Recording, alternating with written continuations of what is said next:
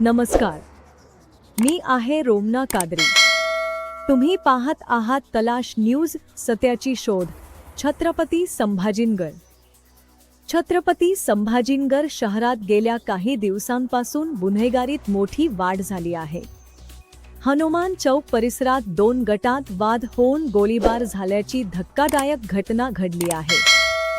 याआधीच शहरात वकिलाची हत्या आणि चाकू हल्ल्याच्या घटना घडल्या होत्या. यामुळे नागरिकांमध्ये भीतीचे वातावरण असून पोलीस प्रशासनावर प्रश्नचिन्ह उपस्थित होत आहे.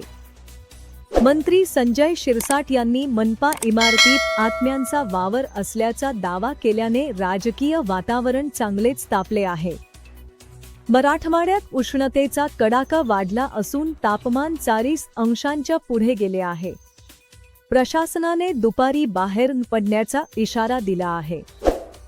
दिलासादायक बातमी म्हणजे जायकवाडी धरणाचे पाणी आता शहराच्या वेशीवर पोहोचले असून लवकरच पाणीटंचाई कमी होण्याची शक्यता आहे.